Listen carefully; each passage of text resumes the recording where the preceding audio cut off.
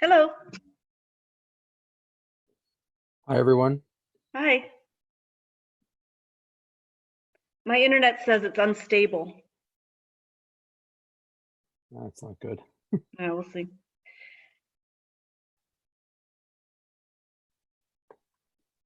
We are recording. I'm going to pause, though, until we're ready to start.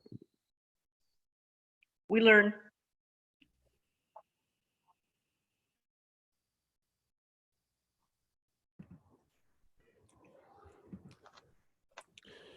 Tanya Hunt is unbelievable. I love her. Can we call the meeting to order, please? And can we all rise for the Pledge of Allegiance? I pledge allegiance to the flag of the United States of America, and to the republic for which it stands, one nation, under God, indivisible, with liberty and justice for all. Can I have a motion to accept tonight's agenda, please? So moved. Second. All in favor? Aye. Aye. Thank you. Dr. Harrison, if I could, I think we're back. I can turn it over to you to provide us with an update on our distance learning efforts. Yes, so I'll ask Ms. Ellis to join me in this as well. This evening, I sent out an update to the school community related to what is our third phase of distance learning. As the board and community will recall, we've kind of worked through 3 different phases. Our first was kind of that emergency set of plans that teachers had developed, which was intended to be able to maintain skills and knowledge. And that was, in the event of a closure, which became our reality. And once we were in the midst of the closure, we began to transition to learning that was going to advance, along the curriculum, thinking about advancing skills and knowledge. Here we saw a bit of a mix in approach and style in the work that our teachers were leading. A lot of it was based upon comfort level and experience, but in either format of approach, whether it was some live video, whether it was recorded videos and other technologies that were being used to support instruction, teachers were all seeking to move students along the continuum of learning. Now, knowing that we're still going to be out of school longer, it was important for us to take a unified approach where we were going to really engage our students and teachers, and to do so through what we refer to as synchronous live instruction. Mary, if you want to just take a second and share some of the thoughts about how this new plan is evolving and how it's then going to roll out over the coming week. Sure, thank you. So as Dr. Harrison said, we're looking to move into this third phase, really capitalizing on what we've learned already. And one of the things that we have learned is that our students, the children in the community, really, really want to stay connected with each other and with their teachers. And those teachers who have been doing live synchronous instruction are finding that they're making really strong connections with the kids. Learning is moving forward. We have, as Dr. Harrison said, learning happening in lots of different ways, but we do feel at this point that having at least some of a student's experience be live and online with the classroom teacher is really going to be critical as we continue learning while our buildings are closed. So starting next week, our teachers will be, all of our teachers will be having at least some live synchronous instruction going on with students. At the elementary level, it will be either 20 or 30 minutes sessions based on the student's age, and that will be happening 3 times in a week. Every teacher will also have a 30-minute extra help period every day where students can check in and get support on the lessons. That we've learned that assigning lessons for young students without the support for them to reach out to the teacher has been a challenge, so we want to be sure that teachers are available to them.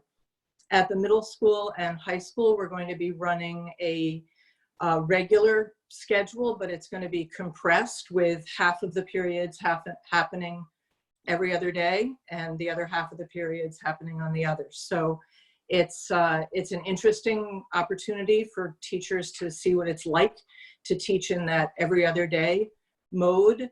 The students will have work to do every day, but they will be meeting with their teachers every other day. Similarly, the secondary teachers will have an extra help period at the end of each day, as well as different departments having an allotted time for extra help on Fridays. It's going to allow for all of our teachers to have an opportunity to meet with children, but because we've got this now in a schedule, we're sure that the children will be available during that time. It is going to be a transition for everybody to move into more scheduled instruction. So in the first week, the meetings with children might be shorter. It might be teachers just checking in, saying, hi, how's everything going? Reestablishing those classroom communities, and then building into longer and more intensive periods of instruction. So we're very excited about it. We know that, again, this is going to be a big transition. We anticipate that we'll be tweaking the plan as we go along, as we learn how things are going, but we're very excited about moving into this next phase. Yeah, and thank you, Marion. I'd say I certainly want to acknowledge that there's some courage and from our teachers in making this transition because folks are at different levels of readiness to be able to step in and deliver this live instruction via Google Classroom or Google Hangouts Meet. Really, we're seeking to continue to support our teachers. Mary's coordinating some ongoing professional learning to be able to support them through this transition. I would also encourage all of our families, parents, and students to visit the sample plans that we've distributed that are linked from my letter tonight, that are posted on the district website under the guide to distance learning. You'll see samples of what a schedule will look like. So when we think about those experiences, our secondary students are going to have a full schedule before them. And then even when you look at our elementary students, that they're going to have those direct contacts with their classroom teachers throughout the week. And then we're going to fold in specials. We also have to consider that we're providing experiences for special education and related services. Small group instruction is going to be recurring. RTI support is going to be happening. So very, very quickly, a student's day can get filled up with the learning experiences that are available. I'd also like to highlight that the secondary environment, we have plenty of opportunities for our students to be able to engage with their teachers. We've also built in professional learning time for our teachers and meeting time throughout their schedules, as teachers typically would have within their school day. So there will be grade level meetings, there will be department level meetings to be able to continue the level of communication and support that's needed for a successful program rollout. So as Mary indicated, that this is the transition is occurring, and you will see the depth of experience, the depth of engagement expand throughout the course of the week until it becomes a full-fledged experience, just around a week or so down the road. Thank you. So I think, I don't know if there was anything else. Dr. Harrison, I know it was in your communications, but if you could just remind everyone when this phase 3 is supposed to start.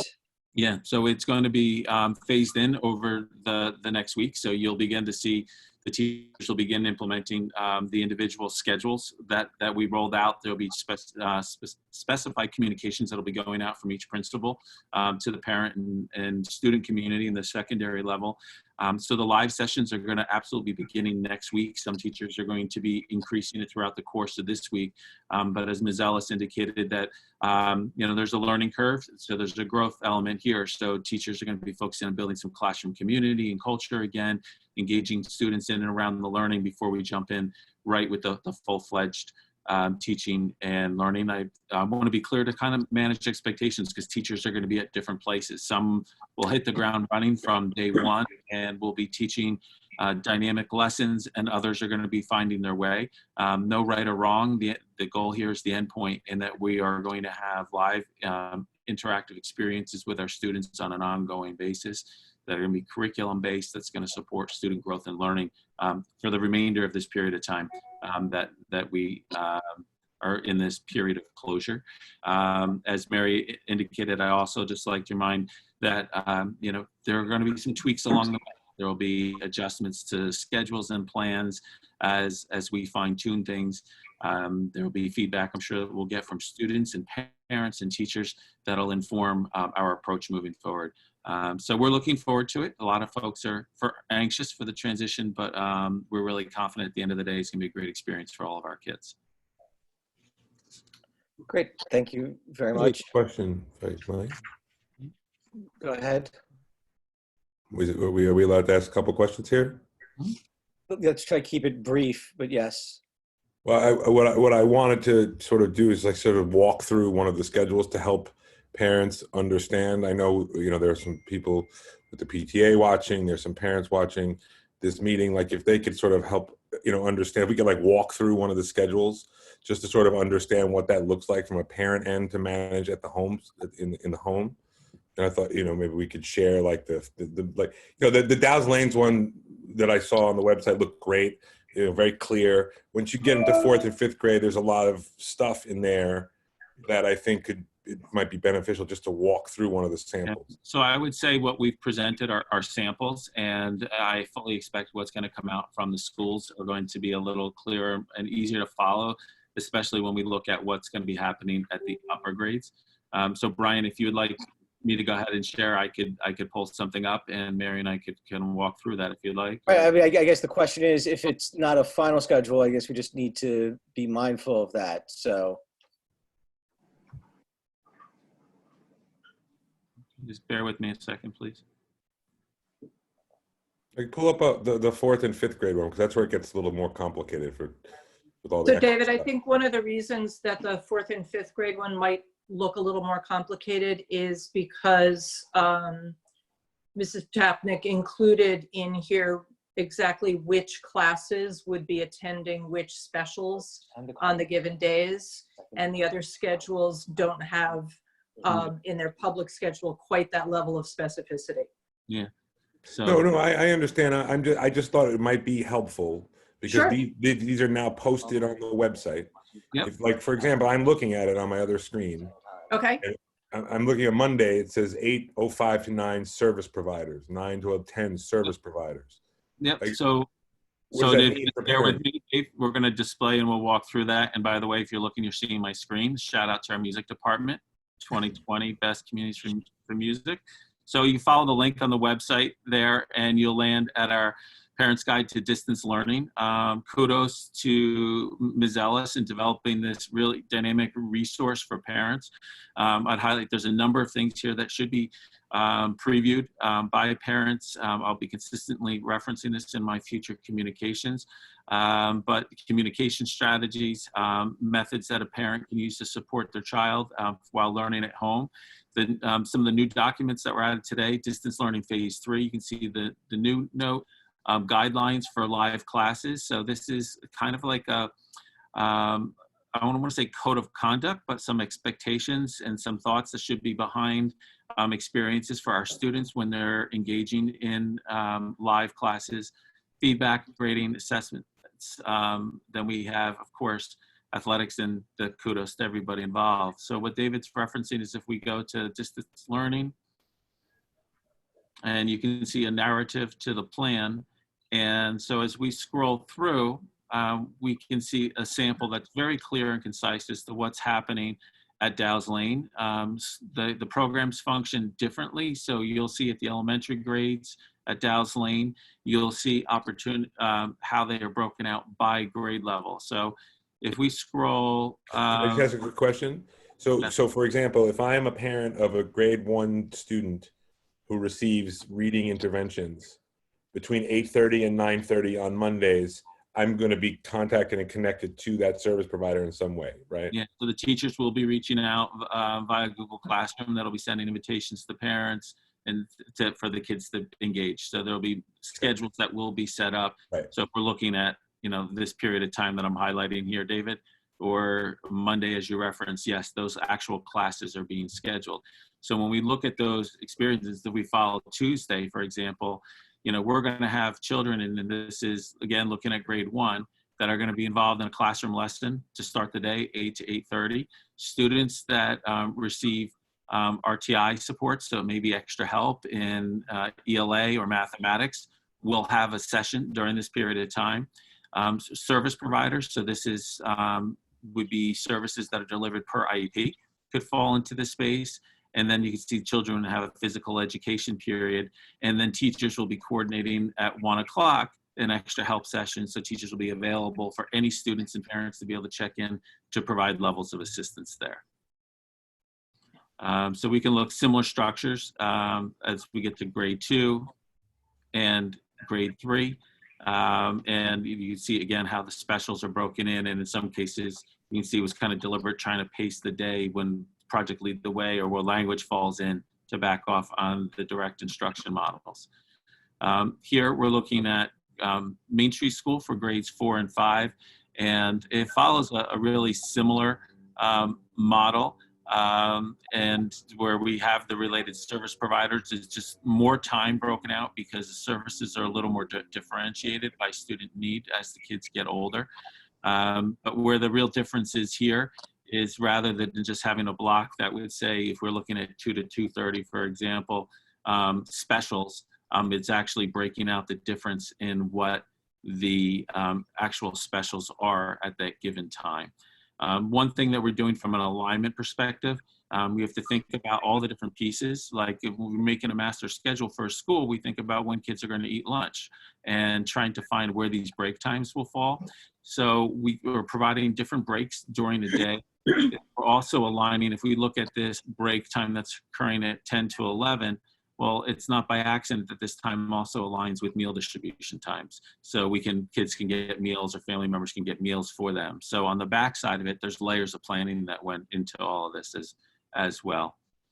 And then when we move to looking at the middle school and the high school, where I think those of you that were following the master schedule process at the high school will see some appreciate this, is that you're looking at something that mimics like almost a modified block schedule here, and looking at students will have half of their classes will meet on one day, A day, and then on the next day, a B day, you're going to rotate. So they're going to have their classes meet every other day, but they're going to have that level of direct instruction on each of these given periods. We may make a tweak here and flip this period 2 and 7 with the break to align better with the lunch period. So these are some of the tweaks that we're talking about. Mm-hmm. And what we think is really important for the high school and middle school students is that individualized attention that's needed. So you can see we've built in extra help periods that function here at the end of the day, where all teachers are going to be available based upon that day. So if I have a lesson in geometry and I struggled with something, that I'm able to circle back with my teacher at the end of the day. And then when we look to Fridays, we've dedicated individualized time by subject area for kids then to circle back and to be able to check in with teachers and seek personalized support. So for us, we thought here with that disconnect and not having that interface to be able to catch the teacher during my lunch or during a free period, before or after school, it was critical that we found that opportunity for kids to be able to connect with teachers.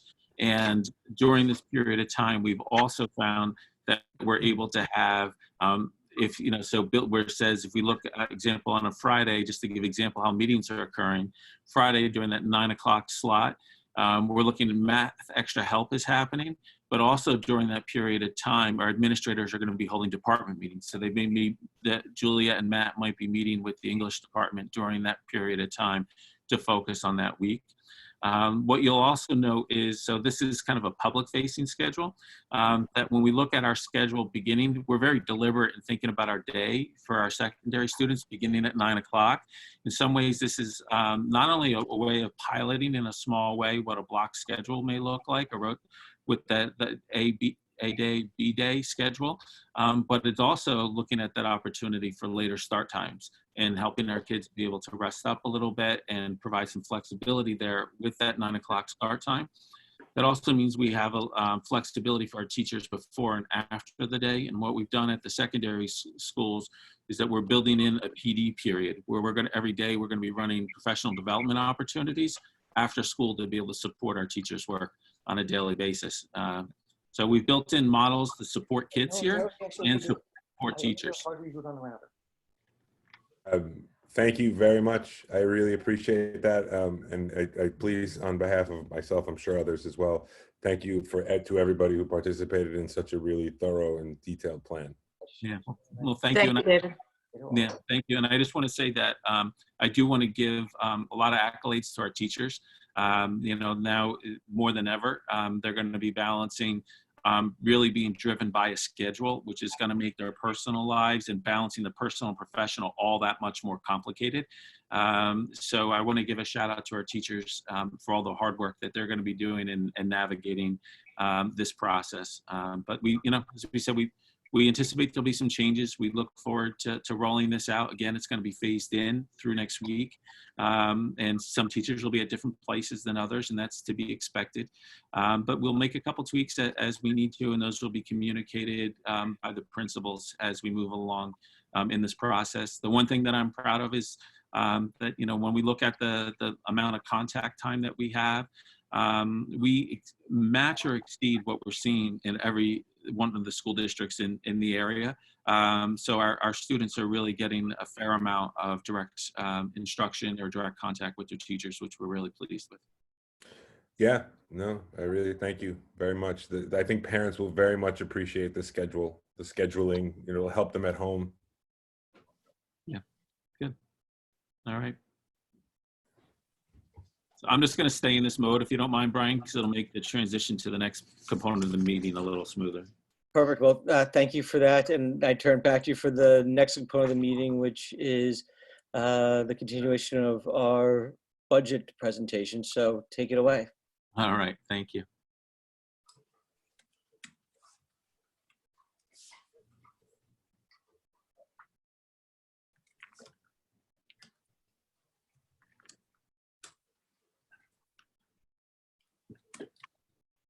All righty. So tonight is, as we know, a bit of a modified approach to where we originally were with our timeline because of the closure, because of the extension that we've seen with the whole entire budget process in the state of New York as a result of the crisis. In many ways, this time is needed because we have a really important conversation that we need to have this evening to be able to address the fiscal uncertainty that is facing all entities across the nation right now. So before you can see an overview of what our official process has been to date. As I said, originally tonight we were going to be adopting the budget, but rather than the budget being adopted, it is another budget discussion. And we're not certain when the budget vote and trustee election will occur. The direction from the governor at this point in time has indicated that it'll happen sometime after June 1st. No further information has been conveyed. When we think of a budget adoption timeline, all professional organizations are recommending that we consider adopting in the first week of May. And now the thought behind that is that when we think about the governor's plan where he can make modifications, and if you recall that based upon the powers that were granted to him in the state budget agreement, that he has the ability to make unilateral adjustments to the state budget. And there's 3 windows of time where he can make adjustments. And the first is the month of April. So once we pass April 30th, he is going to communicate any adjustments that is being made to the state budget, which could impact revenues for a school district. So because of that, and knowing that right now the timeline has a vote in June, we would be seeking for an adoption in May, which would provide for the legally mandated communication and notice timelines. It would also reboot the trustee nomination process. So right now, our process would be to have our conversation tonight, looking to the next regularly scheduled board meeting, May 5th, seeking adoption at that point in time.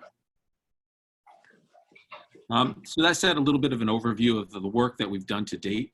On February 11th, we clearly focused on operations and finance and related considerations. March 3rd, we had a similar discussion, but as it related to curriculum and instruction.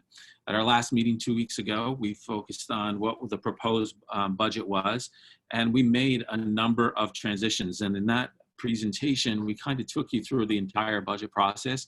What was our intention to be proposed prior to the crisis hitting us?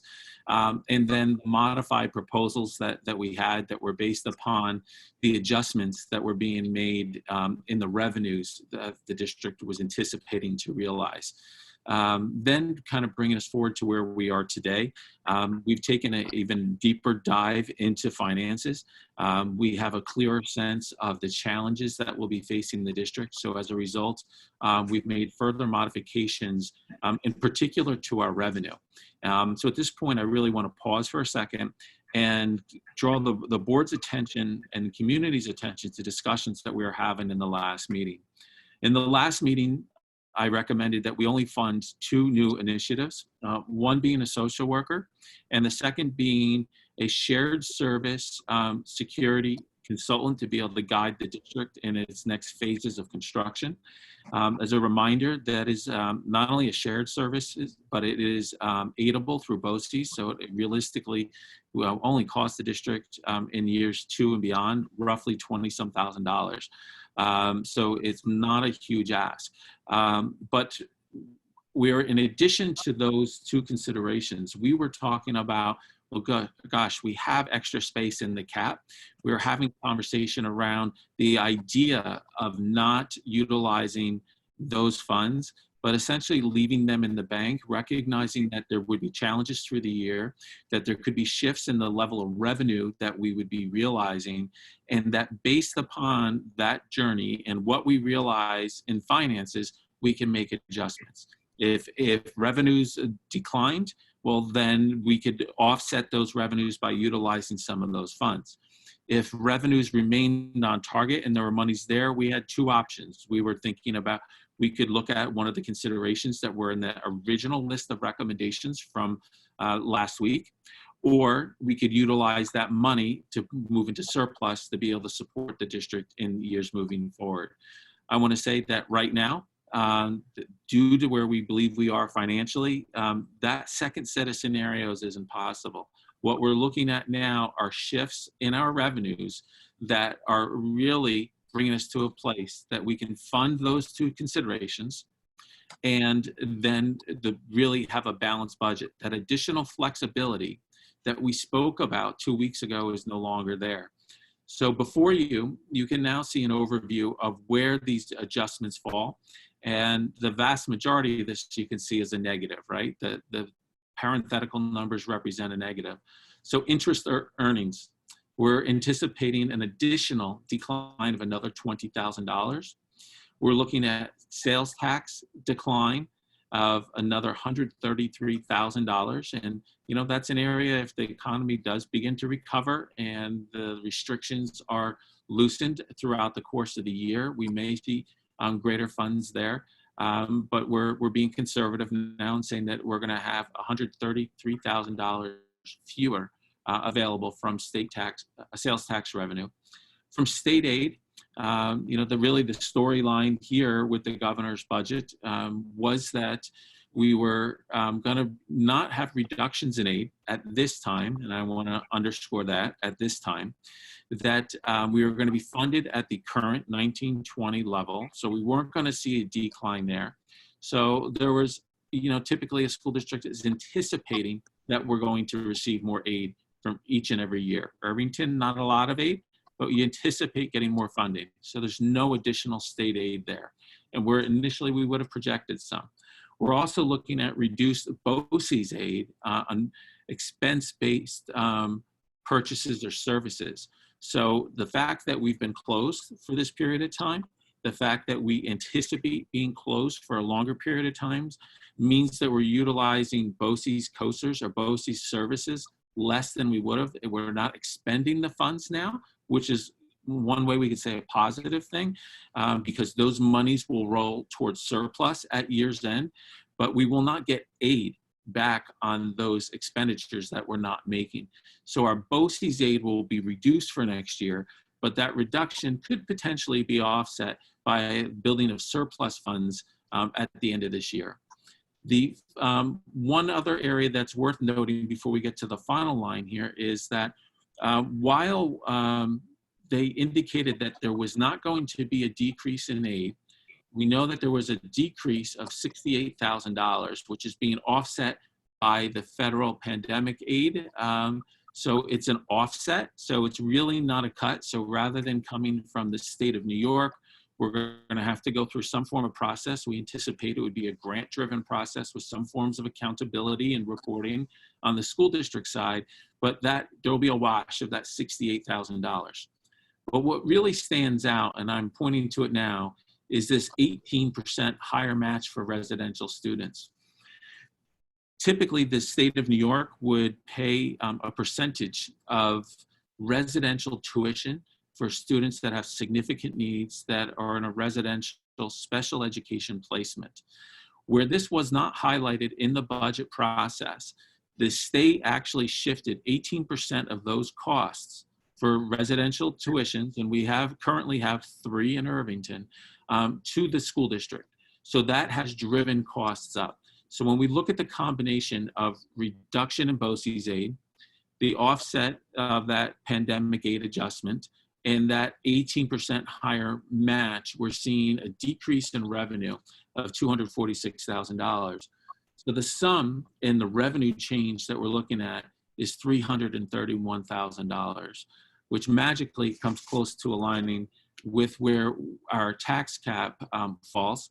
So when we look at the budgetary adjustments, we've eliminated all considerations with the exception of the 2 that I referenced a few moments ago, just maintaining the social worker and the shared service security consultant for, you can see roughly a cost of $330,000. And then it kind of puts us in a spot where we're ahead or behind $681 where we have to make an adjustment. And Carol was to look at some of the BOCES expenditures there to make up that difference to therefore balance the budget. So when we look at the overall considerations here, you see the first 2 that are being included, and really the reminder of those items that, as we always are here in Irvington, ambitious and looking to do more, the things that we're going to have to do without that, and what was a tight budget year to begin with, things that we're putting on the back burner, commitments that we have to continue to expand programs such as the World Language Initiative at the elementary school, and thinking about many operational needs that sit there as far as, you know, a truck, a scoreboard, things along those lines, but lots of things that would have been, small expenditures that would have benefited kids through advisor opportunities for additional coaching stipends, additional support for teachers with a PE health chairperson. So these are things, if we're not able to do them this year, if the revenue picture does not improve, that we'll look to in future years. But as of now, it's not realistic to think that any of these could come to be. So in sum, when we kind of look at the different considerations that we have here, at the end of the day, looking at where we were, the changes in revenue, the adjustments that we've made to the budget, we can see we end up with this bottom line, which is a revised expense budget, which matches, of course, the revised revenue budget. So when we look at the budget, right now, we look at the current 1920 budget, we look at our push ahead increase, the amount for new considerations, and really think about that, folks, $166,000 of new considerations. So realistically, we're having a maintenance budget. With the exception of those 2 additions, we're doing exactly what we are doing today. There's a level that I want to say there's disappointment that's coming from me as your superintendent. But when I know that currently there are many school districts that rely more heavily on state aid and outside funding than Irvington, there are many school districts, and some of our neighbors unfortunately are doing this, are having to make significant reductions to balance their budgets. I'm glad to say that today, and again, I'll repeat that, today, we're not in that position, and hopeful that based upon some of these future slides that we'll review, that we will not find ourselves in such a position in the 2021 school year or the 21-22 school year. So when we look at this budget to budget increase, you can see it's an increase of 3.1%. So this is looking at the actual variances that we know currently from budget to budget with the few asks that we have included. So when we look at our budgetary trends, you can see where these increases are from year to year. So we can look at the percent budget increase for what is proposed for next year, 3.13%. The tax rate of per thousand of right here, $20.10 with a rate increase of 3.37%. Now, so we want to see the asterisk here, folks, that this is really based upon the March 2020 assessed valuation, that the final rate is not set until August. So this is estimate with the best available information to the school district.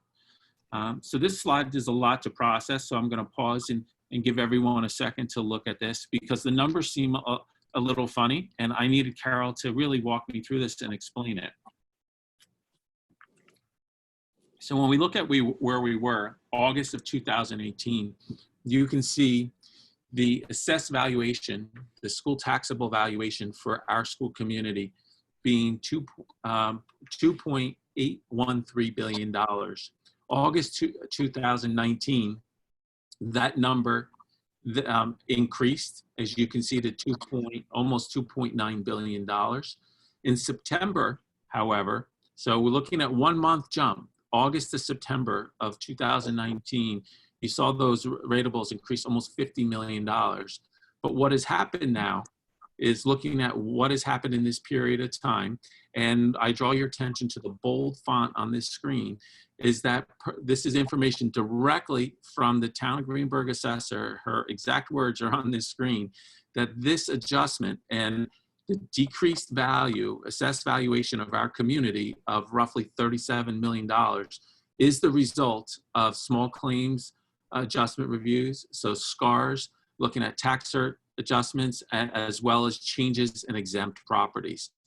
So because of this decrease of $37 million, there's a bit of a shift, so that drives this. But what's still a little funny in looking at this from when we were looking at our early projections internally is that it's still an increase from the prior year. So mid-year we saw a pop, it went up, but then it dropped throughout the course of the year. I don't know if this is speaking to trends that we're going to realize as more properties, tax bills are challenged, but you can see just the shifts and the variation that has literally occurred in our tax base within the past year, which really just shows how complicated all this is. So simple means of figuring out what your taxes are by taking the tax rate and multiplying it by your assessed value of your property. And we've done some sample illustrations.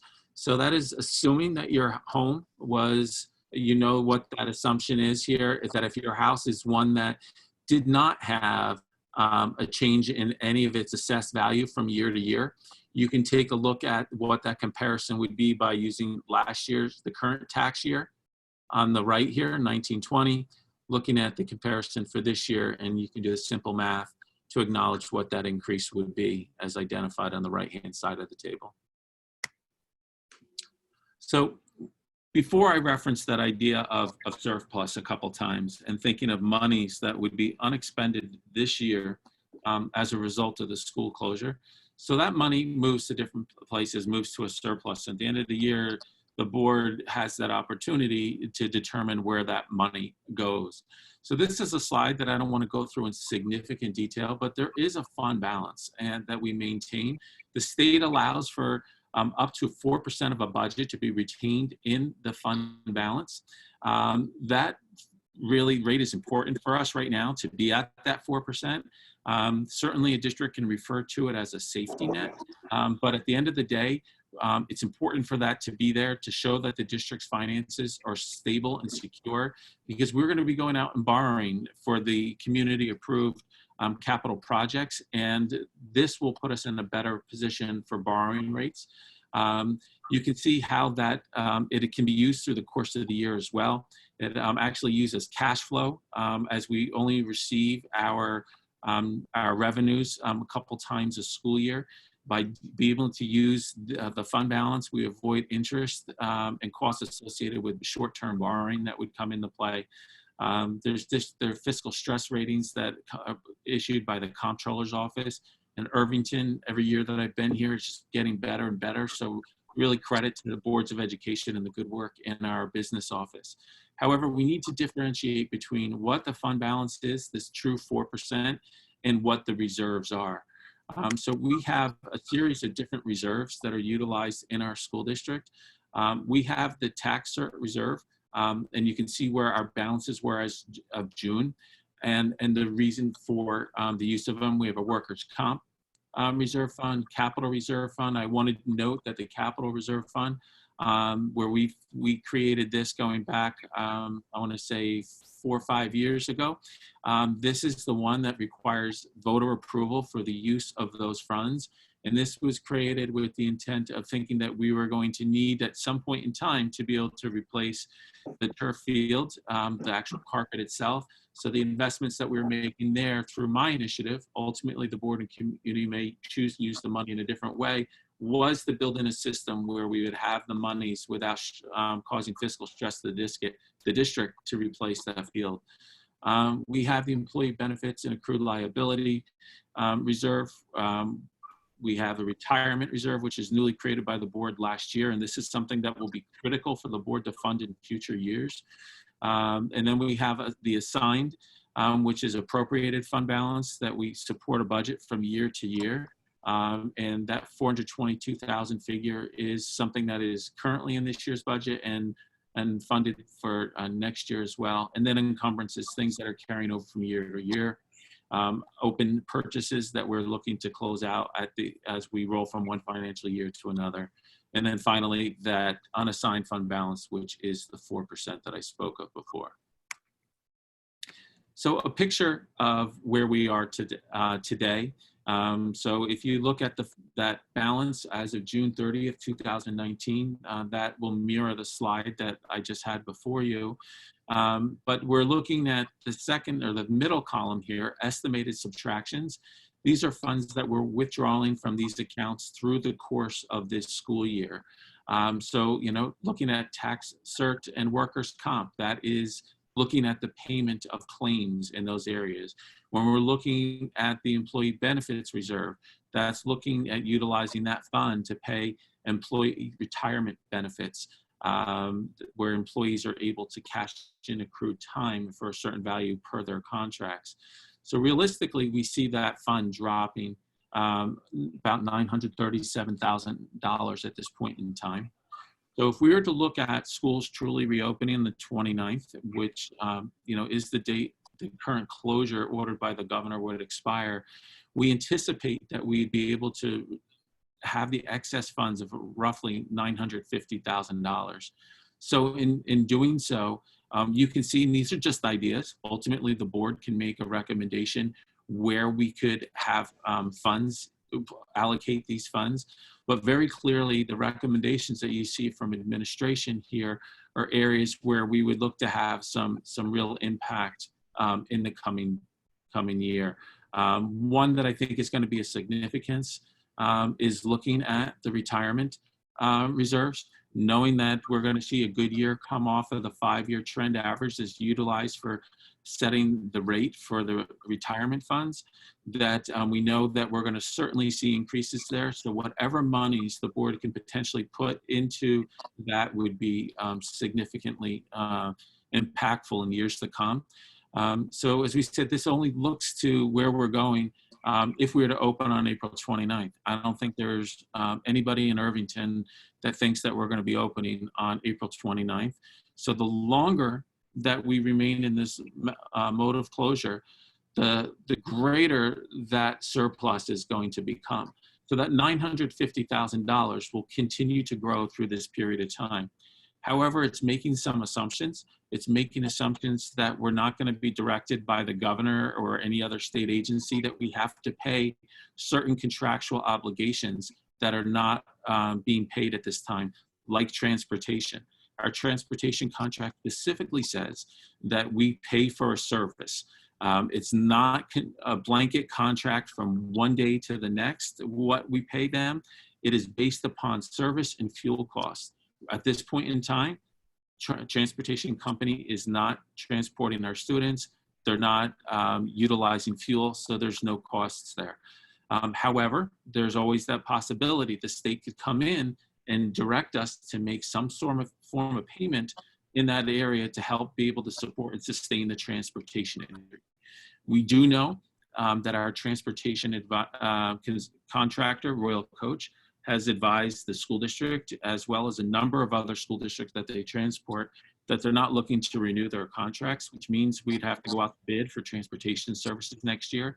And we know as a result of that, you would expect that we're going to see a cost increase there. So that would absorb some of those funds as well. So there's a great deal of unknown. The longer we're closed, the more surpluses there's going to be, but there's those question marks about obligations for some of those monies that have yet to be communicated to school districts.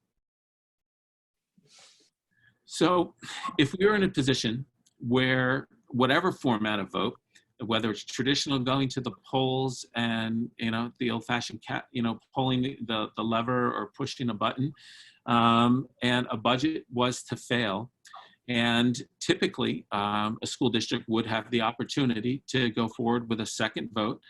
We're assuming that would be the case again in this modified voting time because it is in legislation. But I would be worried about any shifts that would be present there. But if the budget was to be defeated, a contingent budget would have to be put into place. So what does that mean? It means that we take a look at where we are today, because our current tax levy is the one for the 1920 school year is the one that would go in place. It would result in cuts to our budget of approximately $2.3 million.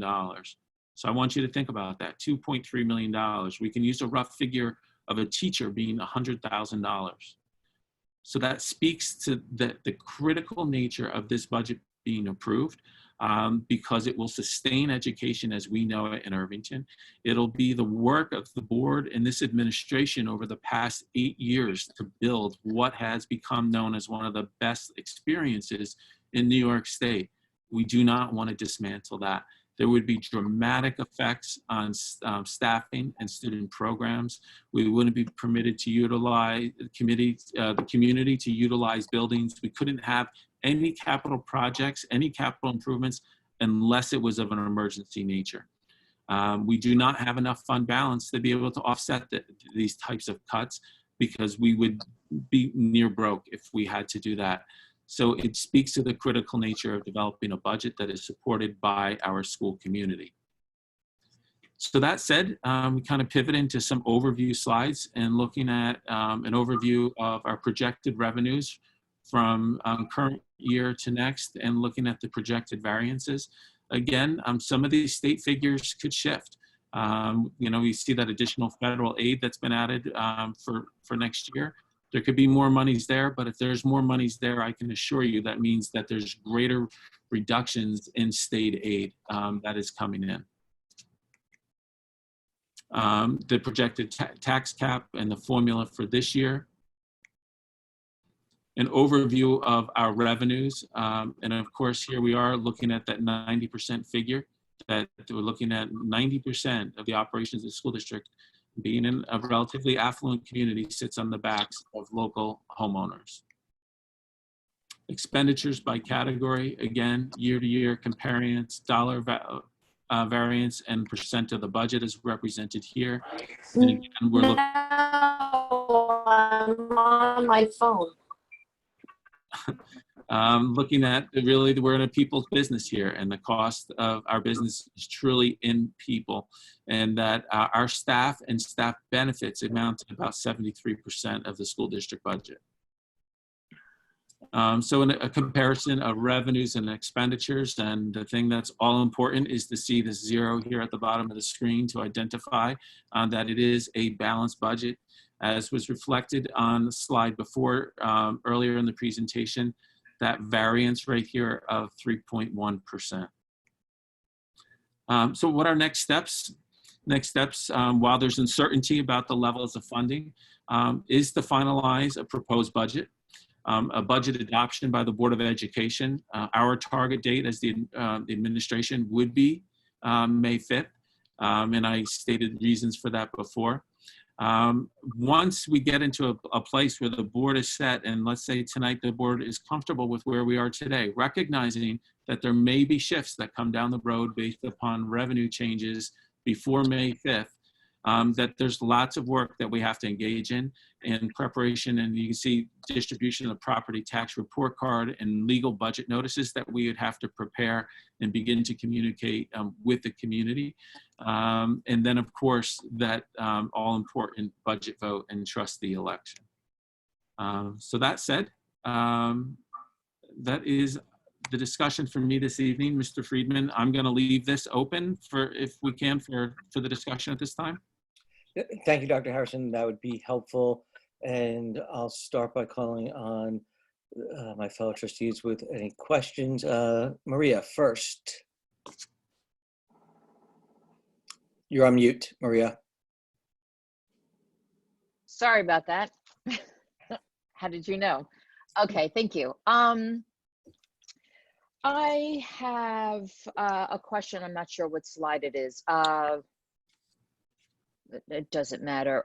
You made there's some conservative assumptions being made, the revenue slide, I'm sorry, specifically in sales tax and state aid. And while I do appreciate how conservative Carol and you are being in this slide, should the assumptions not come out, well, I'm sorry, let me start again.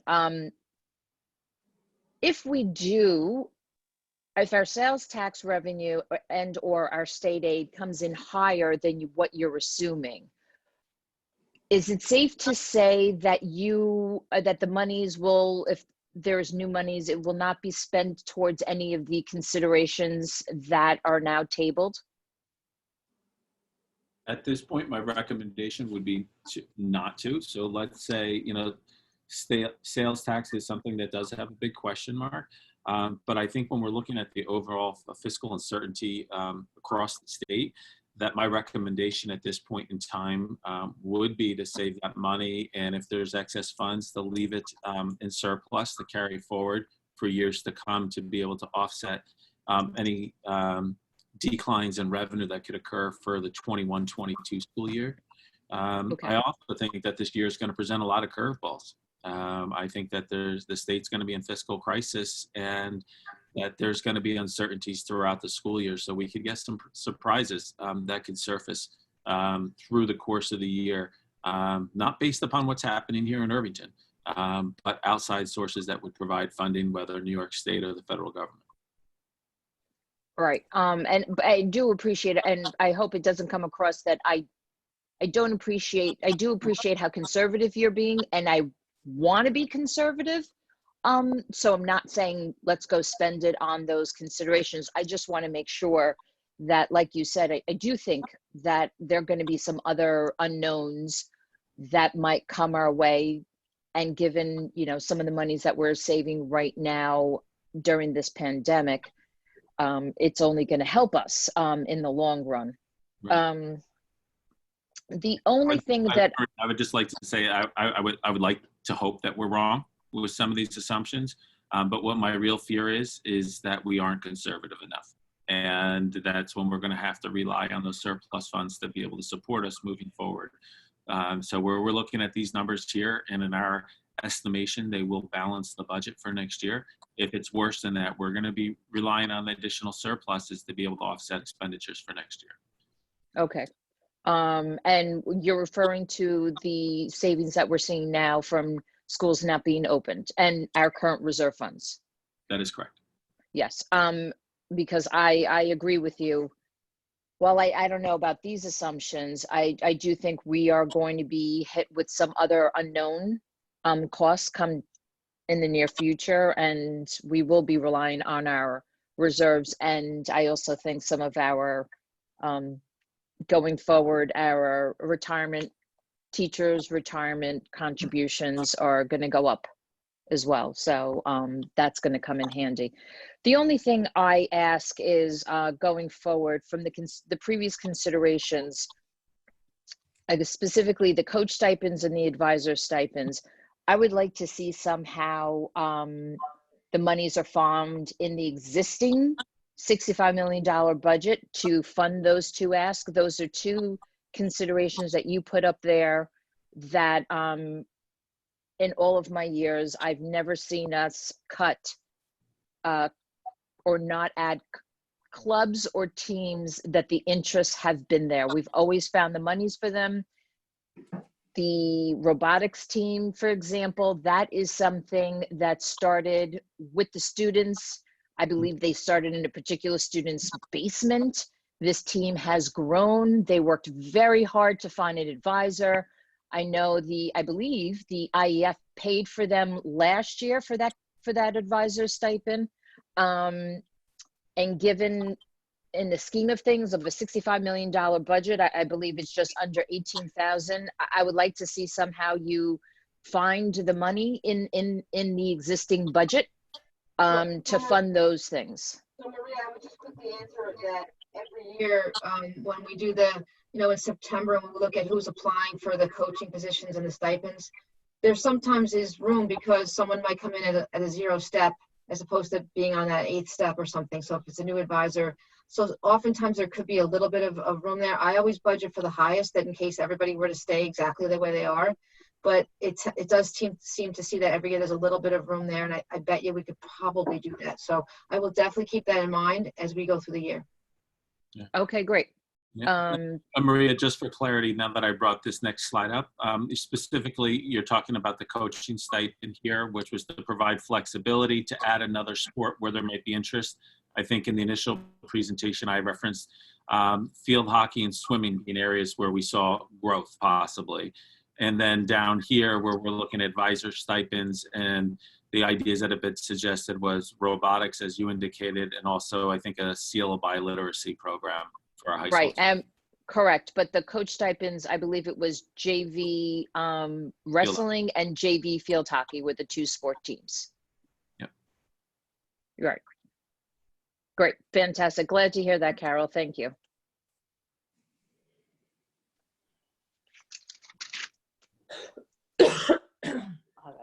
Thank you.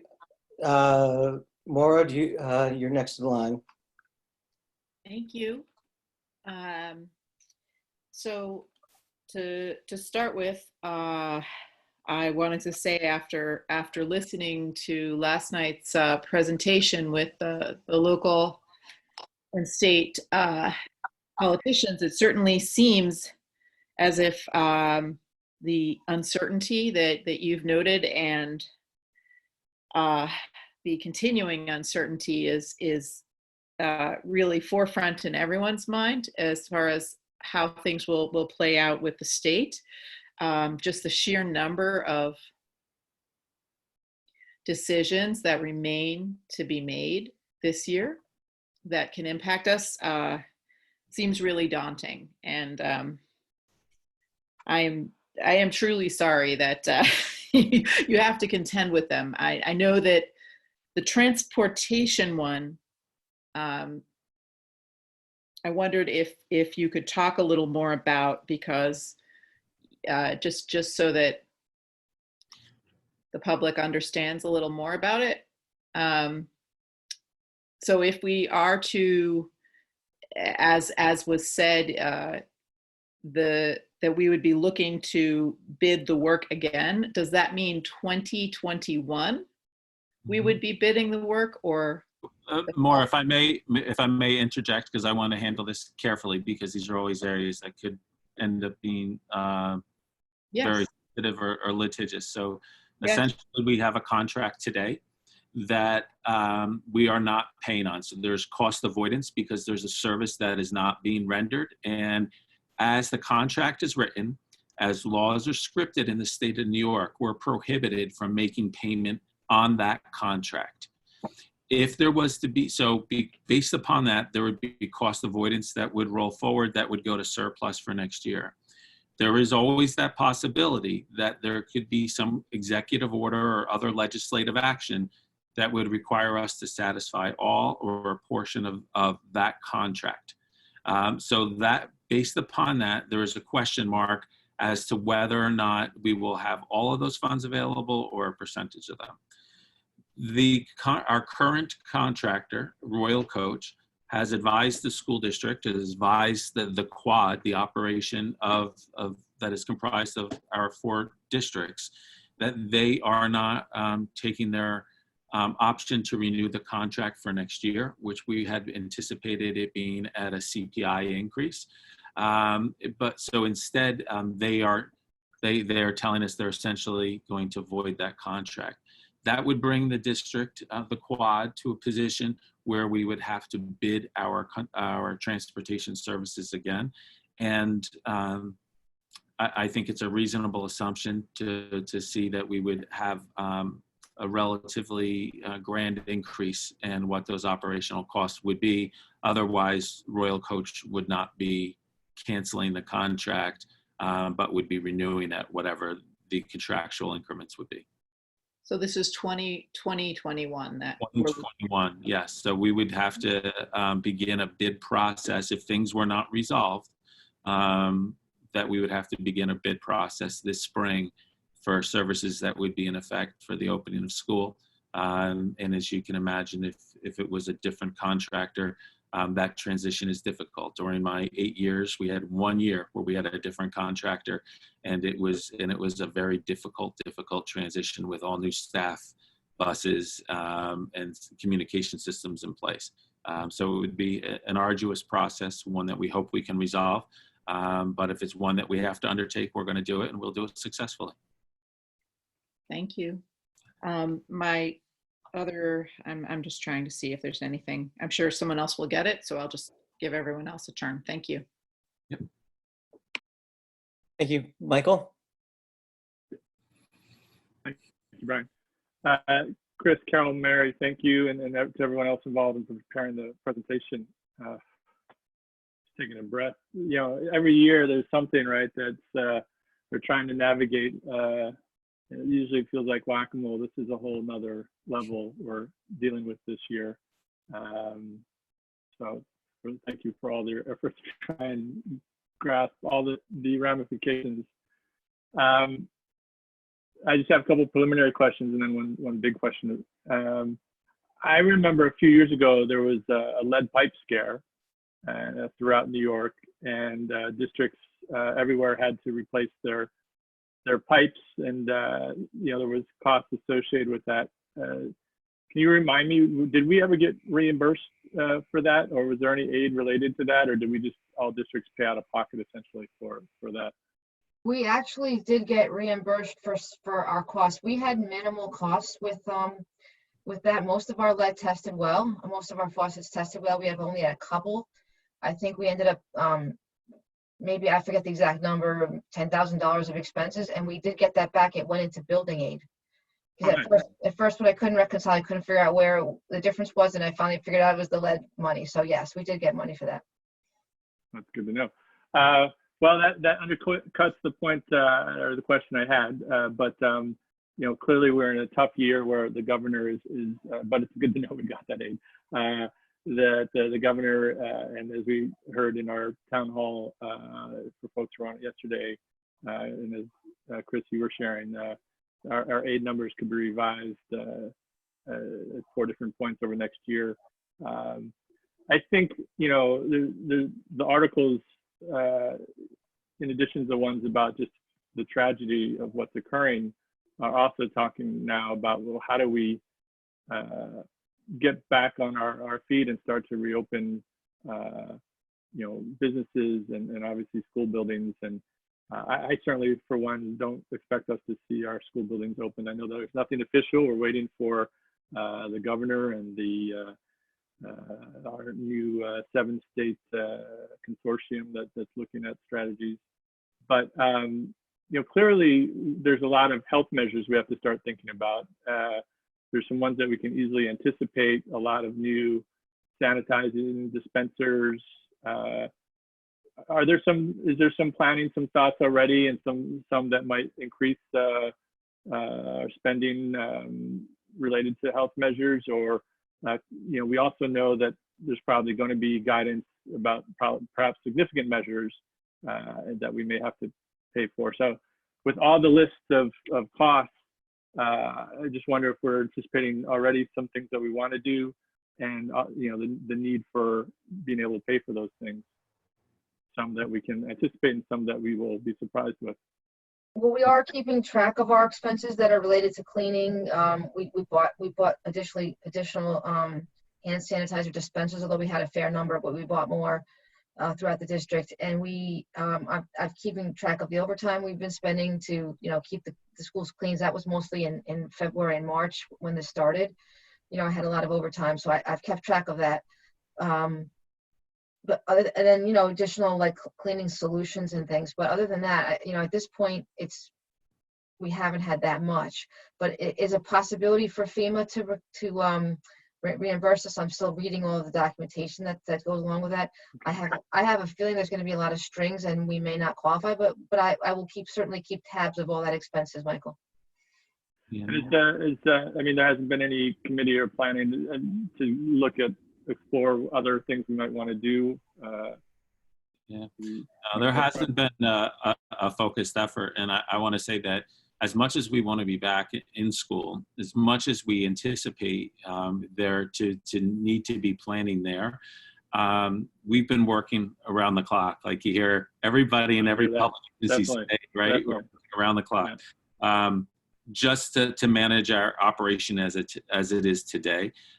We expect that there will be some shifts in how we have to do business.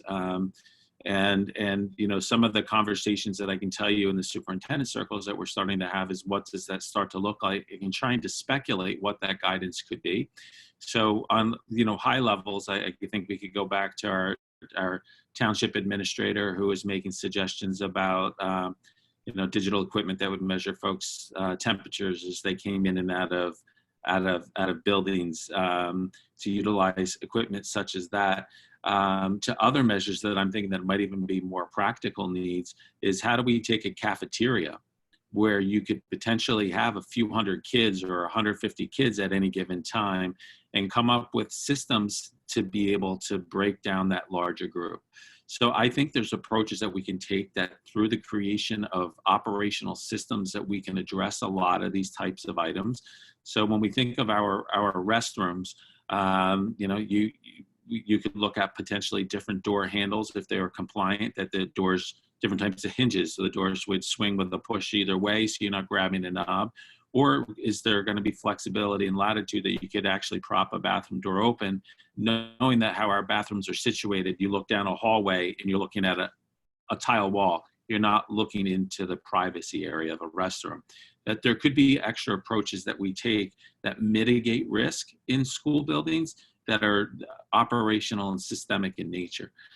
If we were to take broader steps at looking at purchasing technologies or other equipment to be able to monitor the health of folks, I know there would be lots of privacy questions and things that would be navigated, but realistically, I think that would be a struggle to do within a school district budget. One, and two would probably be good opportunity for some federal grant monies to be able to support some kind of initiative like that. As Carol had referenced, that I think there's going to be outgrowth of other things that come from this, where we think of increased mental health needs that we're going to have to tend with, that are going to draw a drain. So we could turn around and say, in this budget, if I've read the board well, everybody's supportive of adding this additional social worker that we've talked about the last couple of years. But we're going to turn around and say, come October and say, oh my gosh, we need more support. And we're going to be looking at partnering with community agencies that are also going to be overwhelmed. So I think, our focus is going to be on operational systems that are going to create safer spaces for students and staff in our schools. And then next is going to be looking at those areas of priority And I think it's going to be monitoring the physical health. I can tell you we've already set up systems to monitor health internally in communication with families that our nurses are managing right now that will help inform decision making when we reopen. But when we think about just the basic operations of how we're operating a school and say, you know, we may not have that opportunity to say that we're going to have, you know, a third of the campus having lunch all at once. And that may mean that we're going to break out that lunch space. That cafeteria may be broken into 4 different areas where we're going to be moving furniture or purchasing new furniture to set up, you know, temporary cafeteria space in other rooms. And the elementary level, taking a look at how we're going to situate kids in that, you know, we may only have half a grade that eats on a given day in the cafeteria and the other half eats in another flexible space in the school building. So there's going to have to be a lot of creative planning and leadership that's going to come into tackling those issues. That's really helpful to hear all that different thinking. Carol, thank you so much you know, for everything you do, but that you're taking meticulous care to note these expenses is good to know. And you're right, it seems like we often don't qualify for some of those things, but it's certainly hitting our pocketbook. And I guess I would just throw that to your point, Chris, and Maria's point that, you know, that's one more expense that I would predict we're going to see, and maybe, you know, could be a bigger number than we can anticipate now. But something that you raised, Chris, raised a new question for me. Great point around the cafeteria. Carol, we didn't spend the food service fund balance that was talked about last year when we were talking about master schedule. So those are some funds related to that might be available potentially. Right, we do. There are limitations on that fund and what we can spend it for. But yes, we could use it for, like, say, cafeteria furniture, anything that would support the food service program, things like that. Yep. And that was like around $250,000 or something, or Like, right? yeah, it's We'd have probably to a little check bit it. less. This year sales were down a little bit, but it might be around 350, 400. Okay, great to know. Good to have in our back pocket related to that.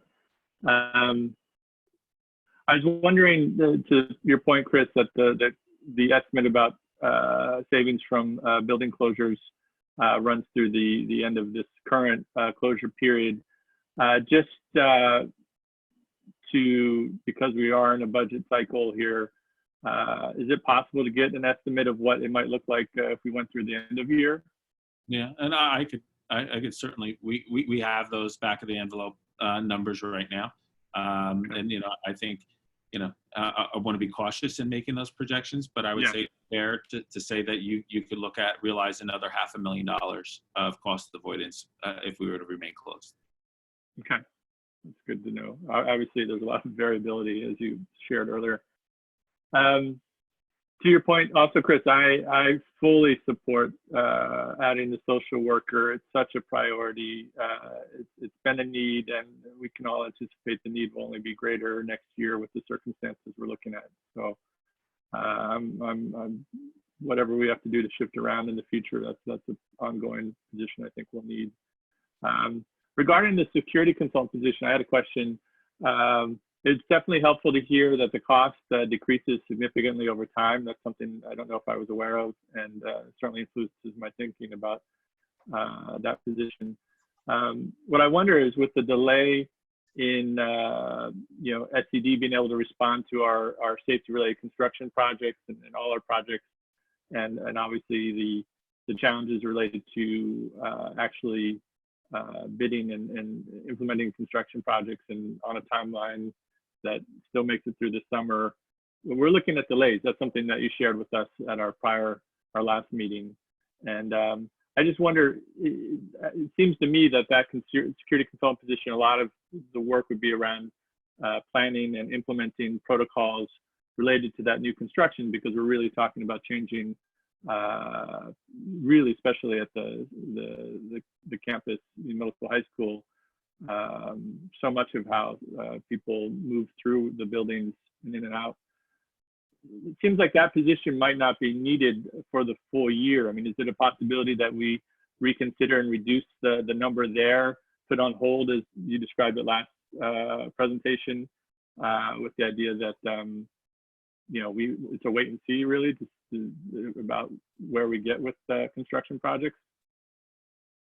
Michael, Chris, if you let me alone, might want to just take a stab at this one.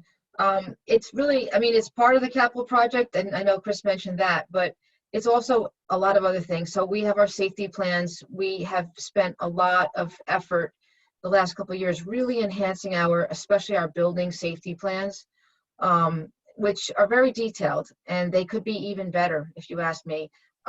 There's a lot of annexes that go on to what do you do if this happens? What do you do if this happens? We didn't have an annex for what do you do if school closes for a pandemic? You should probably have that. We can now write that probably, but it's like, for example, there's all kinds of things. We've spent this year working on threat assessment team training. And that's not just a one-year thing. That has to be an ongoing, repetitive type of thing that needs to be led by somebody. And then there's action steps that have to happen. So once we meet with Alteris, they tell us these are the things that have been identified in that meeting. Someone has to physically go and follow up on all those things. And this person would be that someone. Right now, that someone is me. Sometimes it's the principals. It's sometimes Chris. It could be sometimes Gary. It's kind of all over the place. And it's hard to coordinate it when you don't have one person saying, this is really my focus. And I think it would truly benefit our district from that point of view. And a lot of it has to do with identifying risks that could potentially hurt us. I am the risk officer. I try to look at a lot of risks that, reduce our exposure to workers' comp, exposure in insurance. But this is another issue that I'm not really on the pulse of the student risk, of student behavior risk, and things like that. So this person would really be the coordinator to bring it all together. Yes, they would also help with the physical parts, managing our guards, dealing with the door locks, things that we are going to be adding. There's that component. So that's why this was really the key year to do it, because of the two pieces together. So I'm advocating it because I don't feel like that there's enough time in the business office to address all the varied needs that we have in this area. Okay, those are some great points. And I guess I'd note that one of those considerations that I had been supportive of, because I know just how busy you are in that office, was the clerical position, which is, I guess, no longer on the table. So I hear you loud and clear about the security piece. Going back to the health, if we were to move forward with this position in the budget, I still wonder about it. But given what we're talking about with new protocols potentially related to health, I wonder if we would be that person, that consultant would have some ability to help us with that planning, the reopening of schools, the management of all these pieces that you're talking about. That our security, our safety, it's health. It's not how we've talked about it maybe in the past, but it's absolutely what we're talking about now. Right. I think that would be very useful for that. Yeah, and I would say that I do want to just add for a point of this conversation that this consultant actually would work through Alteris, which is our current security firm. They already have deep relationships within the school district. They already know our facilities. So someone would be able to hit the ground running. They've been tremendous partners thus far. So I think that, if there's space to be flexible and integrate that kind of work, they would certainly be open to doing it. Great, thank you. No, I'm definitely learning a lot from your answers, so I appreciate your taking the time. So my big question, sorry, could you put up the contingency slide for a second? Yep.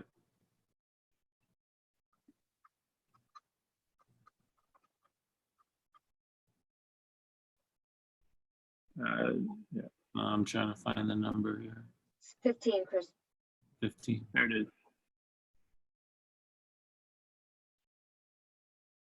So this is a slide we've had for a bunch of years, and it's sort of our usual worst case scenario slide. And we are getting close in our real budgeting to having to think about,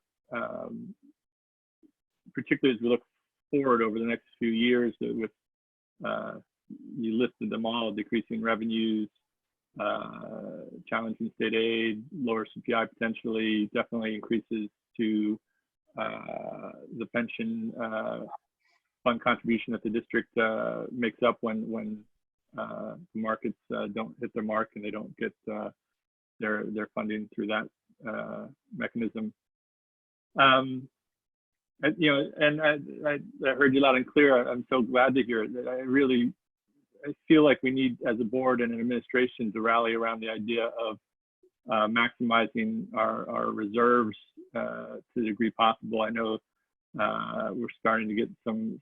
There's not starting. We've had a good amount in the tax certs and reserve, but between, you know, this year we're basically just past a maintenance budget as you described it, and as we saw in the last recession, the effects are multi-year. That's why I would love to see your fiscal, if you have an opportunity, Carol, to update the fiscal planning tool that you shared with us in December. You had a pessimistic view then of 1% CPI, but not really other changes such as the increase in contributions for pension funds. So the scenario is actually seems more pessimistic now than at the time that we talked about in December. So, and I feel like we need to look at this budget in view of what the future could hold. And I think we're all saying the same thing, that it could be worse than we're even talking about now, because each piece of news we get is increasingly troubling. So I wonder if both with, you know, there was some small adjustment made with the push ahead budget, but you know, already this year, with this current year budget, you shared, thankfully, that or hopefully there's potentially $500,000 more if we were to remain closed.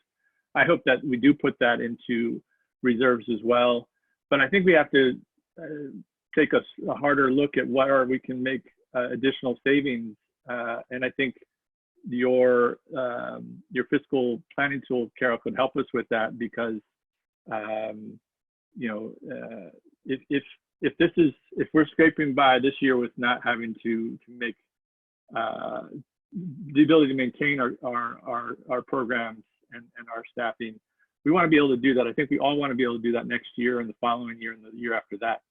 And hopefully at some point the economy will turn, the market will turn, and we'll be in a better place to be able to fund our budgets.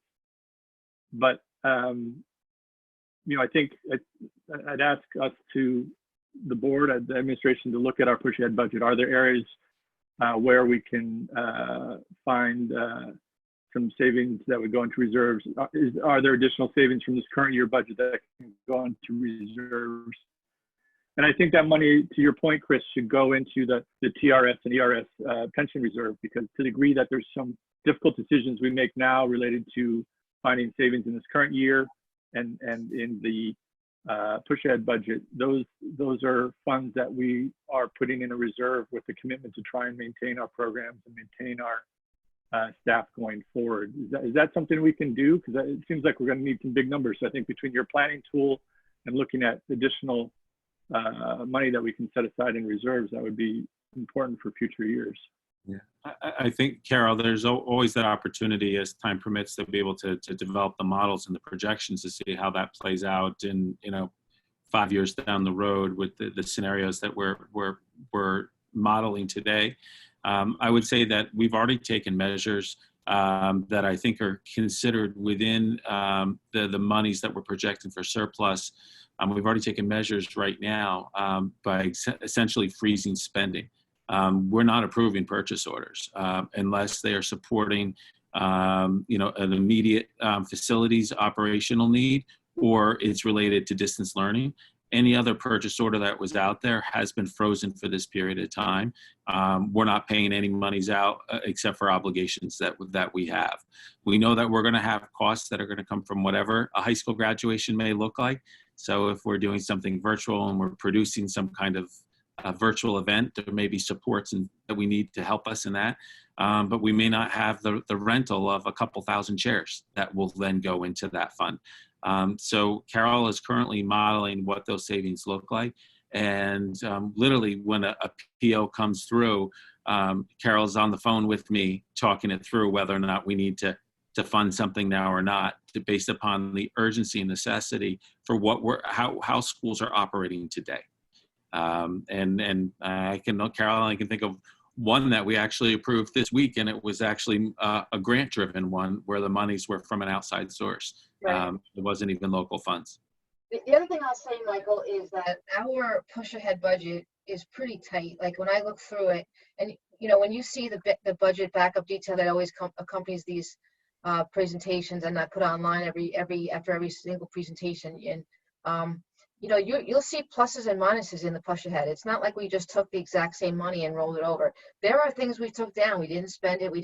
Something didn't realize it. We did something cheaper.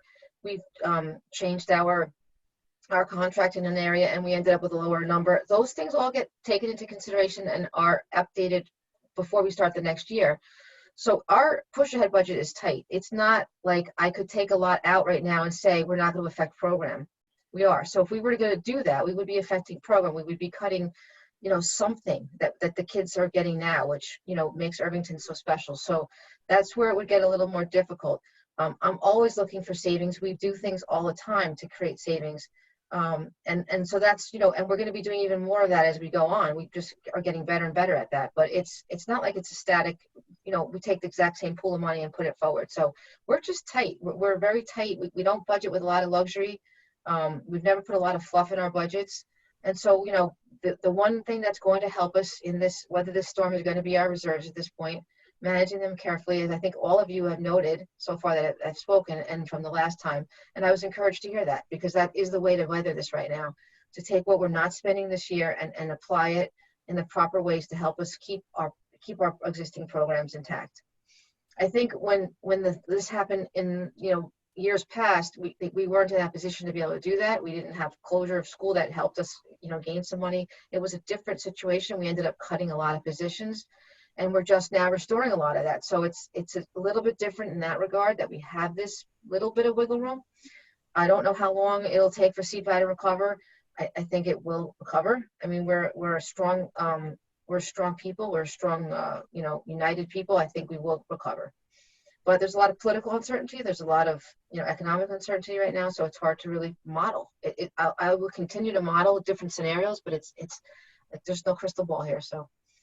There isn't a crystal ball, but and I think even 10 years ago when people were asking for long-term fiscal planning, that was the statement. But you've had the courage and the ability to perform for us, and I think what we're looking at is even more pessimistic than your pessimistic view. No one saw this pandemic coming in the way we as a school district, I should say, didn't see this pandemic coming and having the impact that it would have. That's not what we focus on. And so I know we all have a commitment. We've seen and we understand how these mechanisms play out. Another thing we didn't have years ago was a tax cap. So we unless there's changes to the tax cap, we have a ceiling unless we want to risk going over the cap. And so while we want to protect programs and we want to protect our faculty and staff going forward, we have to look at where we can pull back on some areas that are definitely beneficial. That's why we've supported them. But at this time, I guess to use the governor's term, is there a way to put a pause on some of that? I would hate to be here next year without us having done everything we can to prepare for a very difficult situation. And I know you're working hard, and I hear you that there's, you're working 24/7 just to keep us rolling with this new model of delivering instruction remotely that we're doing, and do this budget, everything else. So just to wrap up, I think, to the degree that we can find reserves, if that $500,000 comes through and we can put that into reserves, I hope that's our commitment rather than to try and put it into something else. And I would suggest that we might start putting it back for our heads, thinking about starting our planning and our review of how we can get through a tough budget cycle next year, sooner than later in the fall, even maybe with a committee of some sort or a group of some sort to start looking ahead, because I think next year is going to be a more challenging year than this year, just based on how the task cap works, how the pension reserve works, how we keep talking about all sorts of unexpected costs may pop up, how state aid may be reduced. I mean, I guess we all know it. but I think we just have to do all we can now to focus on putting money in reserves and think about how to prepare for next budget year, which could be tougher. And I think your fiscal planning tool will help. Thank you. Thank you. Thank you. David. No further questions, Your Honor. Just want to thank you to the administration for working really hard in unusual circumstances, and for my colleagues for asking such diligent questions. Thank you. Thank you. Beth? Yeah, I would like to say, thank you to the administrative team for making it clear to people who are watching tonight or who may watch in the future that just as everyone is facing fluid information regarding the public health crisis, the school district is facing constantly fluid information about funding and about distance learning. And thank you so much to the entire district and everyone who works there for facing this challenge as they continue to work as essential employees. And I do appreciate the explanation on the security consultant, because I didn't quite understand that. But we can't just be reactive. We need to look to next year. And I think that that is a continued important spend, because our safety committee planning, and I sit on that committee, requires that additional continuity. So other than that comment, I have no other questions. Thank you very much. Thank you. Thank you. Erin? Thank you. I also thank Carol and Chris and Mary for all the hard work that they're putting in. I know it is a 24/7 job. So I do appreciate it. I get it. And Carol, I get you're probably working up models up a storm and looking at every number 7 times. So thank you. With that, I do agree with Michael and with Beth with the idea of just being proactive as we're looking at our finances moving forward. And it's a tough balance. I get that. But I do think it's important for us to understand as we approve the budget, sort of what are the reserves for this year, if we can have a better handle on that. Like, we don't know if we're going to be open or not on May 1st or April 30th or whatever that date is. But understanding that better, I think, is important, and what those reserves are that are going to be available for next year. Because ideally what we want to do is understand how much we have available so that we don't have to make any cuts in the future. With that being said, I have one other question. As I've been reading on the CARES Act and now moving away from lots of other funding that's available. I'm curious, and Carol, you may not know the answer to this, so I'm not, obviously get back to us, but the Educational Stabilization Fund that's been provided, I believe New York State is getting $1 billion for the school districts. So I'm curious, I don't know if Irvington will be eligible for any of that money, but I am curious, if anything, what might come of that and what the timing of those funds, the receipt of those funds are. I know through the CARES Act, they're trying to get money out quicker and make as quickly as possible, but I don't know what that means to us as a district.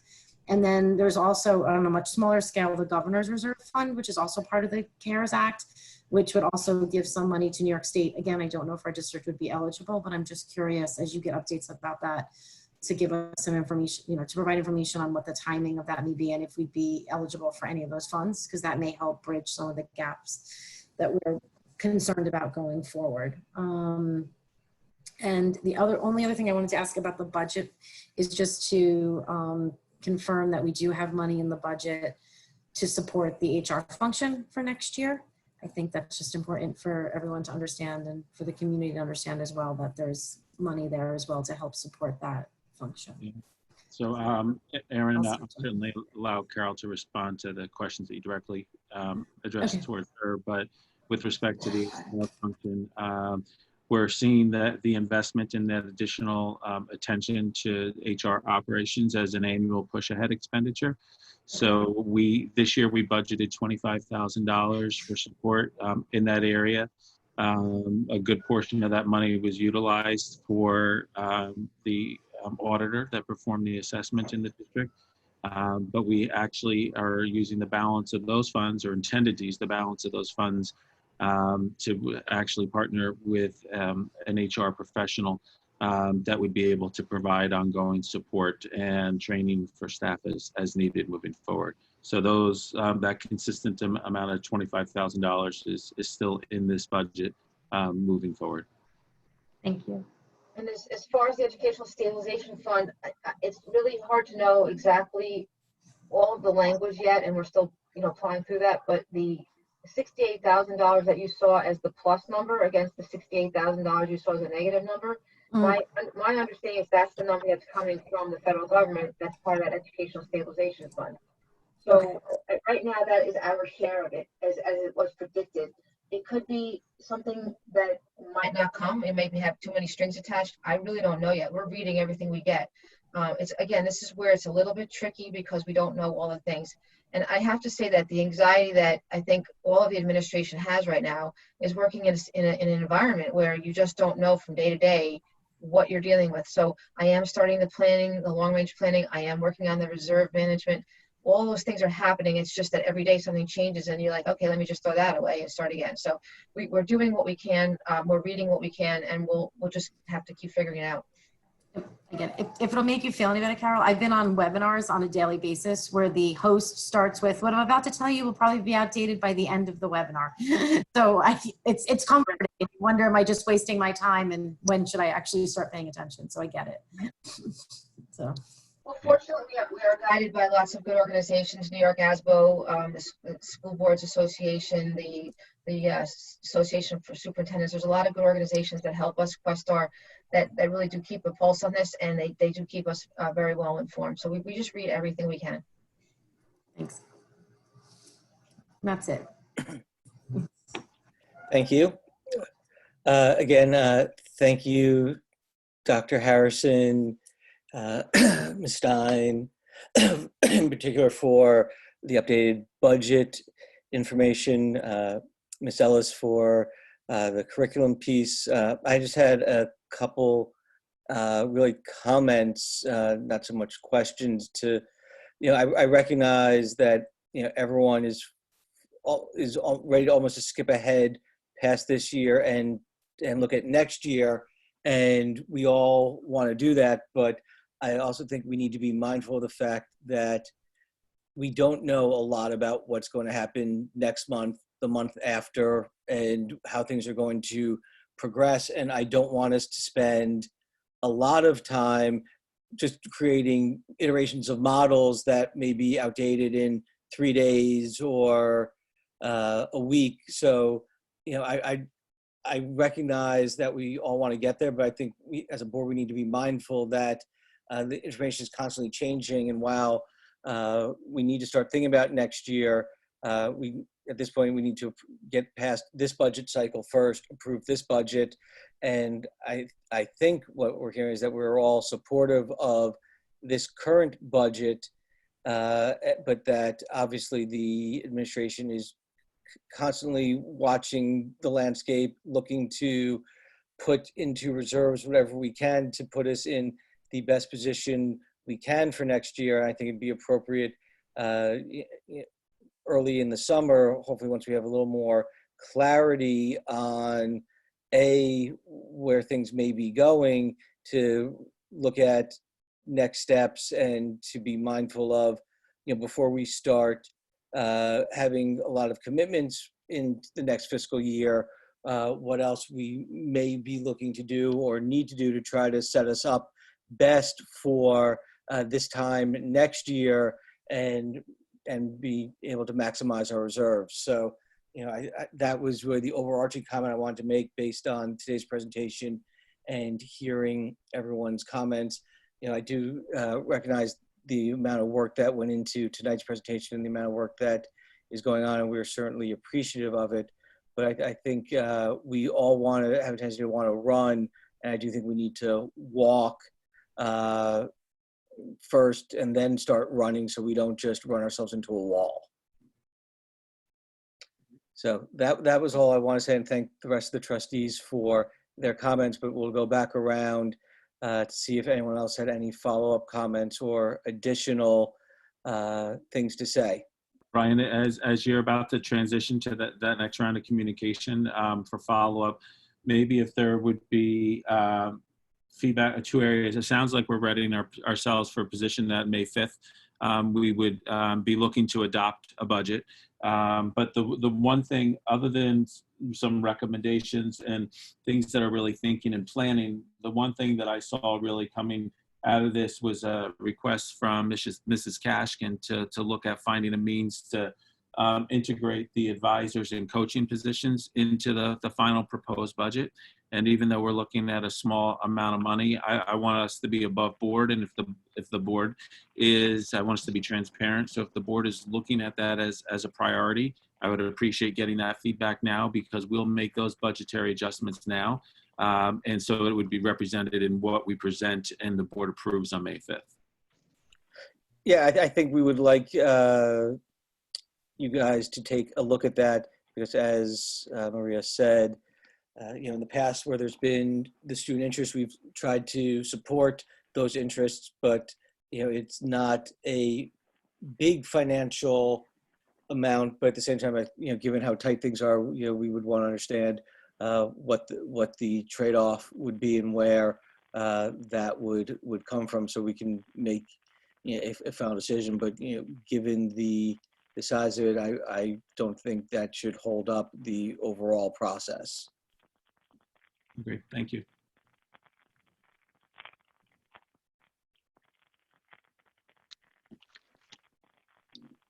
Can we go back around with comments? Yes. Okay. Picking up where Brian left off, I completely agree with his comments. And this weekend, I, with a few of my fellow trustees, participated in a webinar facilitated by NISBA. And, for anyone that's listening, we're asking the same questions that all of our fellow school districts are across New York State. And earlier, Carol, you were talking about the anxiety of all of the unknowns. I could not even imagine what you and your department is going through right now, because this past weekend, listening to this webinar, all of these questions were asked and there were no answers for us. And I'm not putting any blame on anyone that there were no answers, but this is a very, very fluid situation. And I couldn't agree more with Brian that we can't get ahead of ourselves.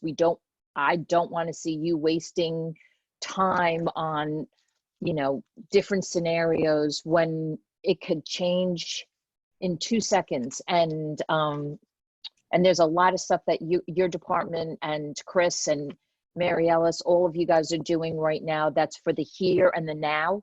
And I know we have to put together a budget for, we think, people to vote on at the beginning of June, but it's crazy that we're going to be adopting a budget May 5th and we still don't have guidance as to whether or not we're actually going to have a vote in person, via absentee ballot. I don't know what.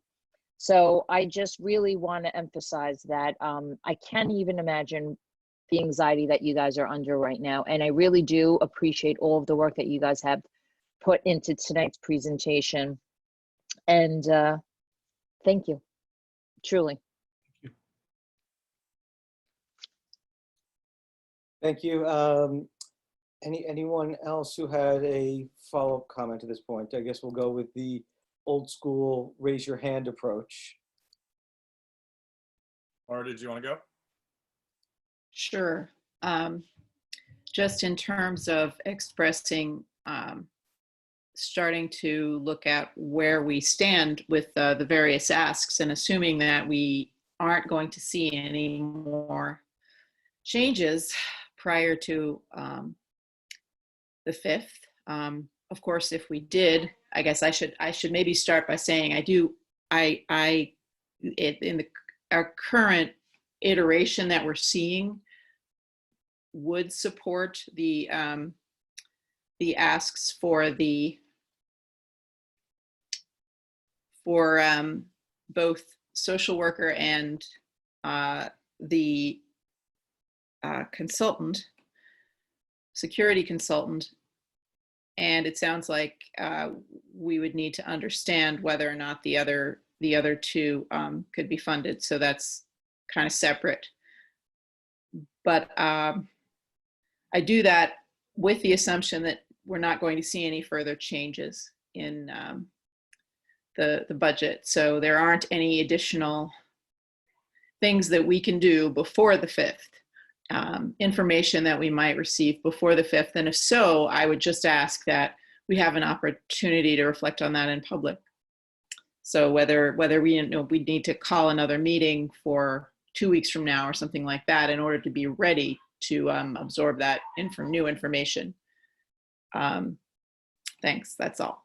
And Maura, I think you make fair points and points that I would agree with. I don't think that your administration would want to blindside anyone, let alone the board or the public. One of the challenges that we may have, we might find ourselves having 2 meetings back to back in a relatively short period of time based upon whatever that timeline of information is. If that information flow is real tight, we have a meeting on the 5th that we, receive information when the governor completes his April audit, so to speak. It may be a quick turnaround where we're having meetings that are, a day or two apart to be able to accommodate that level of communication that's necessary. Well, I hope that we would all be ready for that, considering that we may not have an alternative, and this is, the decisions on the best that we have. Yeah. Thanks.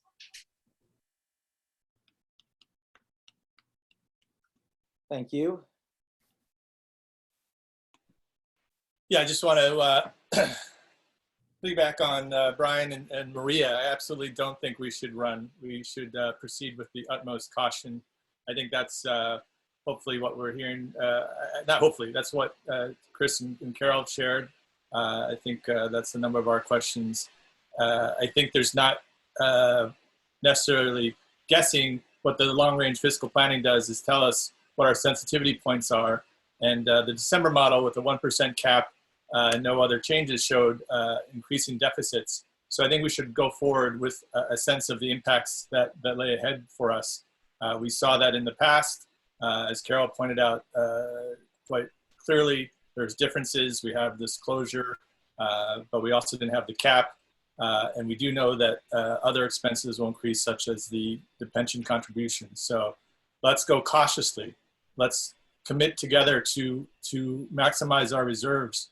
And let's be prepared to ask some tough questions if we don't have time now, because there's limited time. I think we should be ready to start looking ahead when we get into next year, to be ready to know how we can best handle what a fiscal planning tool will suggest could be a very difficult couple years, not 5 years, next year and the subsequent year. And so I'm not looking too far ahead. Let's go cautiously, knowing that this year is tied to the next few years. Thanks. Thanks. And Michael, I don't think anyone's talking about trying to go 5 years ahead. I think it's just with the number of variables right now, it may be still a little too early to give something that will have a real useful sense of next year at this point, since there's so many, as you know, so many variables still at this point. But yeah, I think we have to look a year or two ahead as soon as we have real information that can help us plan appropriately for this time next year and the year after. Beth, I see your hand. Hold on, sorry, had to unmute. I just want to say one other thing. I realized that we were making closing comments about the budget, and previously I had supported the social worker piece as continuing, and tonight I support the security ask as well. But I just wanted to go back for one moment to the update on distance learning and make sure to thank everyone who was involved in that. And I know that that not only includes the administrative team, but also the buy-in of our faculty on this well thought out document that is now present on our website. And I just wanted to say, because this is our public meeting, that I hope that people will feel free to write in with their comments on that plan, as we don't have public comment period on these distance meetings, but I do know that on the website it makes it clear that letters are appreciated. And I do think when we talk about looking forward, the document that has been provided by the hard work of Mary Ellis and the rest of the administration and the faculty in reaching that decision can give people in the community, the students and the parents, a sense of something that they can understand is a document that they can look at moving forward. So I know that we can't move too much forward, but that structure is very much appreciated, I think, by many, many in the community. And I just wanted to say that before I stop talking for the night. Thank you. David? There it is. Okay. Am I unmuted now? Yes. Now you're good. I just wanted to, just return to the, and just to emphasize more than anything to anybody watching or listening in regards to the keeping the social worker in the budget is really important, especially moving forward. So I'm grateful that that was able to stick around. Thank you.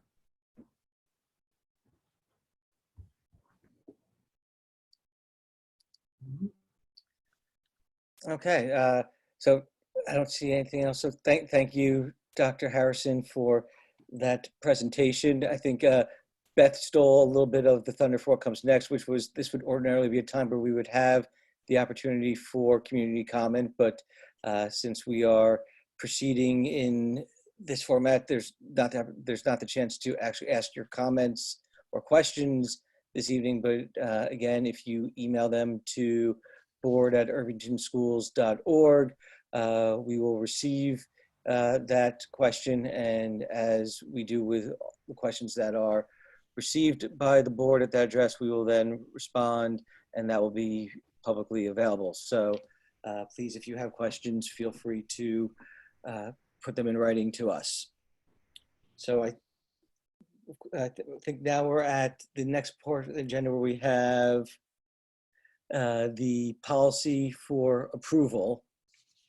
And this is by voice vote. Is that the procedure that we need to follow? No, you can use the majority. Okay. I just recommend for Pauline, just raise your hand if you vote aye. So Okay. So, of course, my agenda now has quit out on me. So this is 60. So this is policy 6160, professional growth, staff development. We've taken the step to add further clarification and requirements with respect to professional responsibilities and the approval of certain types of professional development.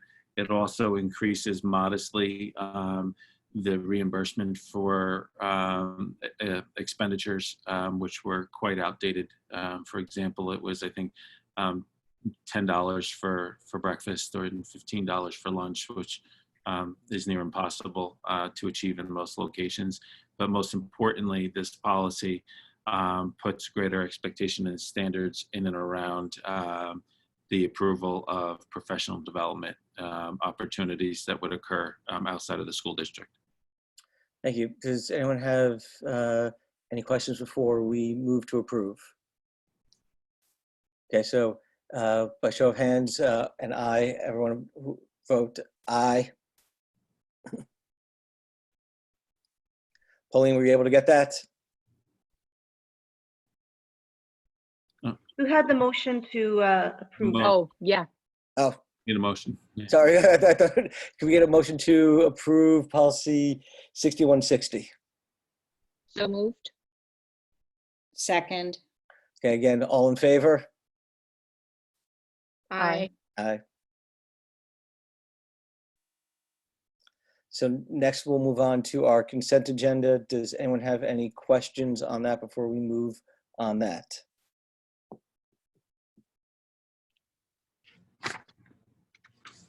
Seeing none, can I get a motion to approve tonight's consent agenda? So moved. So moved. Second. All in favor? Aye.